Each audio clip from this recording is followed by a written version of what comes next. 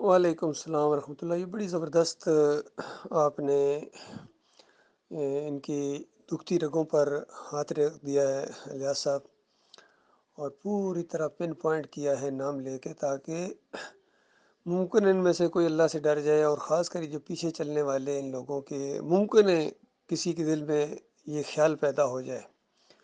بالکل آپ نے صحیح نشاندہی کی ہے، اور یہ دونوں قرآن کی آیات جو ہیں بالکل گویا ان کے اوپر چسپاں ہو گئیں،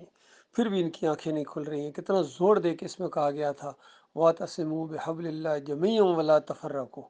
کہ سب مل کر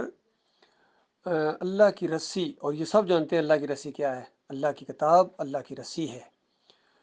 اللہ کی رسی کو مضبوطی سے پکڑ لو، مضبوطی سے پکڑ لو، یہ بھی کہا گیا تھا وَلَا تَفَرَّقُوا، اور ہرگز ہرگز فرقہ فرقہ نہ ہونا۔ اور کبھی کہا گیا، دیکھیں دوسری آیت تو اس کے اوپر گویا ایک اور سٹیمپ لگا دیتی ہے، وَلَا تَكُونُوا كَالَّذِينَ فَرَّقُوا وَاخْتَلَفُوا مِن بَعْدِ مَا جَاءَهُمُ الْبَيِّنَاتُ وَأُولَٰئِكَ لَهُمُ عَذَابٌ عَظِيمٌ، اور ان لوگوں کی طرح نہ ہو جانا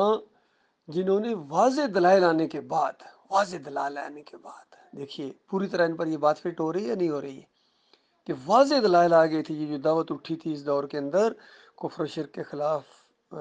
مسلک پرستوں کے خلاف، فرقہ پرستوں کے خلاف، صوفیوں کے خلاف، اور یہ کفر و شرک کے خلاف انگلی رکھ کے نشاندہی کی گئی تھی طاغوتوں کے نام لے کے، اور یہ سنت نبی علیہ السلام کے اور تمام انبیاء کی طاغوت کا کفر کرنا اور نام لے کے ان کی نشاندہی کرنا، پن پوائنٹ کرنا، تاکہ لوگوں کو بات پوری طرح سمجھ آ جائے۔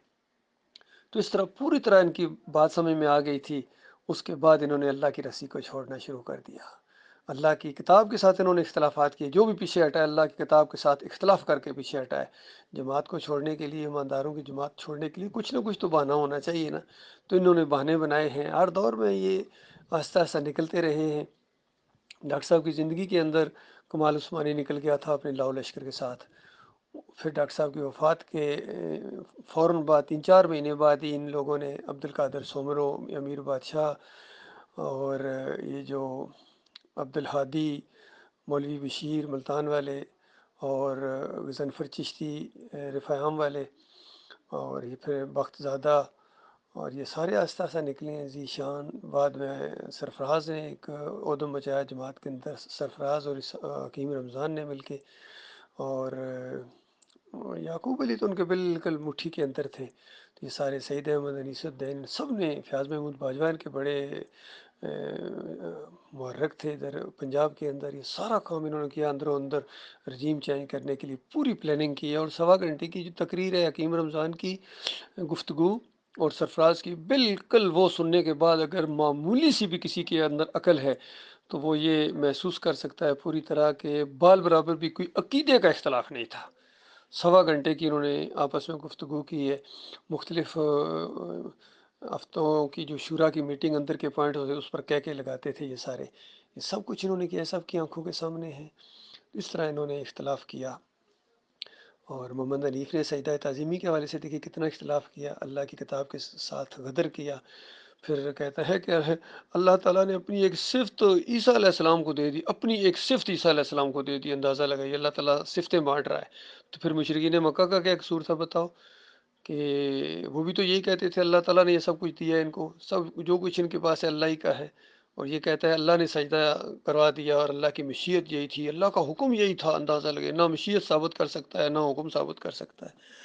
اور نہ ہی اس نے کیا ہے۔ 7-8 سال اس کو سمجھاتے رہے، اسی شرک کے اوپر وہ مر گیا، اور پھر ان کے فرقے در فرقے آگے ہو گئے، کیونکہ برکت اٹھ گئی ان کے ساتھ، پھر اللہ کی مدد اور اللہ کا ہاتھ نہیں رہا ان کے اوپر، پھر تو وہ جو نکلے تھے اس کے بعد پھر وہ 4 گروپوں کے اندر تقسیم ہوئے، ایک بچل گوڑ والے علیحدہ ہو گئے، ادھر یہ کھوکھرا پار والے، اور دوسرے ناظم آباد والے، اور ان کے سرپرست اعلیٰ علامہ مفتی فیاض محمود باجوہ صاحب، ہر وقت اس کے منہ سے بالکل بغیر سوچے نشے قطعی نکلتا رہتا ہے، اور خود نشے قطعی کا انکار ہے۔ یہ آج کے دور کا یہ سب سے بڑا واقعہ ہے۔ تو کتنے شرک اب اس کے اندر آ گئے ہیں دیکھیے، کہتا ہے کہ بے حق فلاں، بے حرمت فلاں بھی اگر پکارا جائے، یعنی فلاں کے صدقے سے اللہ تعالیٰ دے، تو بتاؤ پھر وہ شاہ اسماعیل شہید کا کیا قصور تھا، جو تقویت الایمان کے اندر اس نے کہا تھا کہ اگر کوئی اس طرح دعا مانگے کہ یا اللہ عبد القادر جیلانی کے صدقے دے، تو کہتا تھا یہ شرک نہیں ہے۔ پھر ہم نے اس کو پکڑا کہ شرک کیسے نہیں ہے، شرک ہے یہ تو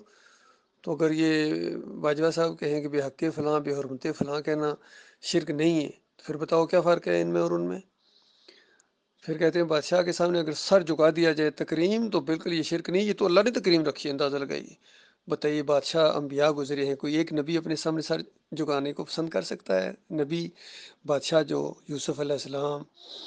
اور داؤد علیہ السلام بادشاہ گزرے ہیں، سلیمان علیہ السلام بادشاہ گزرے ہیں، ان کے سامنے اگر کوئی جا کے ان کا امتی اس طرح سر جھکاتا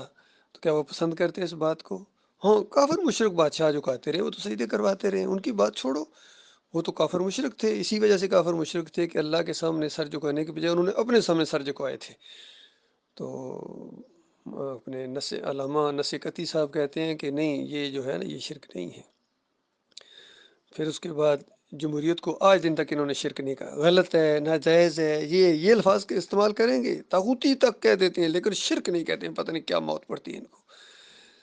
اس کے بعد گنبد ان کو شرک کی علامت ہی نظر نہیں آتا، چاہے پوری دنیا گنبد اٹھا کے پھرے اپنے سروں کے اوپر اور اس کے سامنے